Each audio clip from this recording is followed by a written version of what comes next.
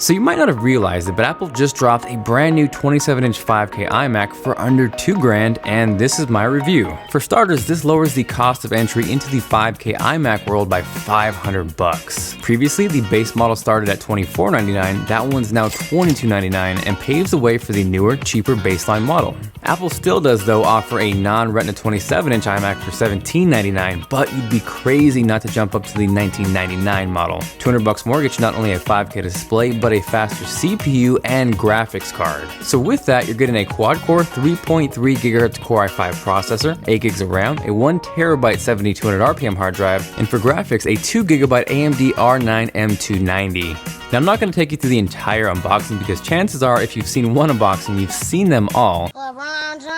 So how exactly does this new iMac perform? And in Geekbench 3 on the single core side, it pumped out a score of 3,372 and 10,763 for multi-core. Now, if you're curious about the performance on the baseline and the next step up, in terms of processors, they're going to be really close. Where I think most of you will see the biggest difference though is actually in storage. The entry-level 5K iMac has a 7200 RPM hard drive, which for me is a little hard to adjust to since anything I'm used to using is flash-based.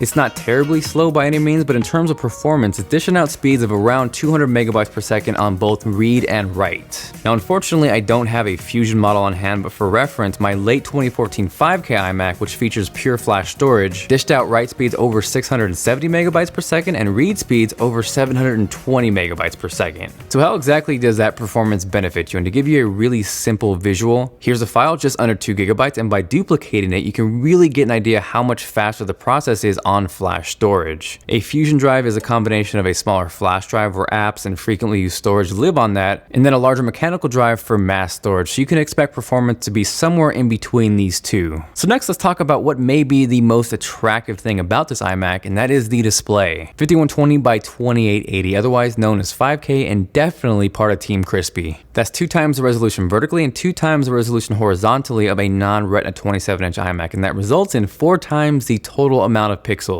Now, one of the things I see most often with the 5K iMac is why in the heck would I want a resolution that high? Isn't everything going to be super tiny? Without scaling, yes, but this is how it works, and it's actually the main reason why the iMac is 5K instead of 4K. The non-Retina 27-inch iMac has a resolution of 2560 by 1440, so 5120 by 2880 is exactly double that both ways, so screen real estate visually looks the same, but for text and UI elements, menus, and so forth, for every 1 pixel of screen real estate, there are 4 pixels crammed in that area, and that's why it is so detailed. On the other hand though, it knows where a photo or a video is in supported apps, so instead of that 4:1 ratio, it will actually give you the true 1:1 ratio, so that's where you're able to get a full 4K window and still have screen real estate left over. As far as graphics go, with the AMD R9 M290 running Tomb Raider at 2560 by 1440 on normal, there is an average frames per second of 49.4.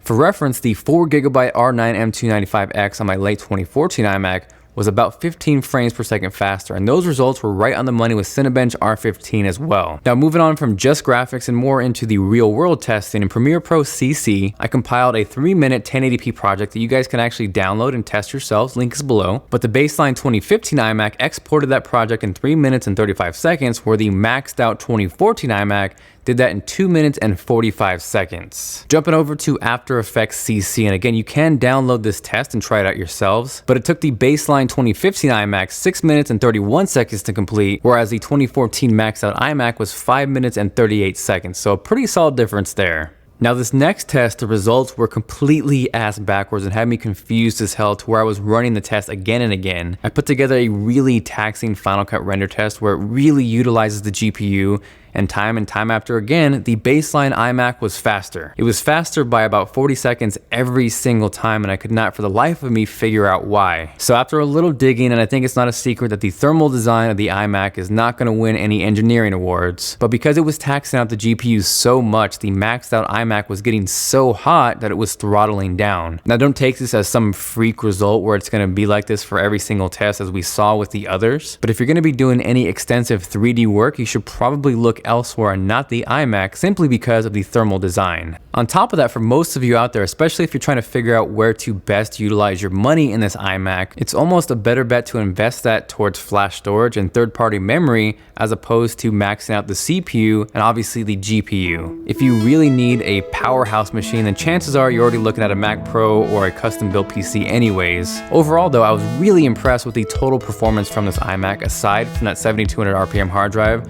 it didn't feel too slow, but I think over time, that is definitely going to be the bottleneck. Aside from that, I do have 2015 15-inch MacBook Pro coverage coming up as well, so definitely subscribe if you don't want to miss that. Pricing, availability, everything else is linked down below. This is Jonathan, and I will catch you guys later.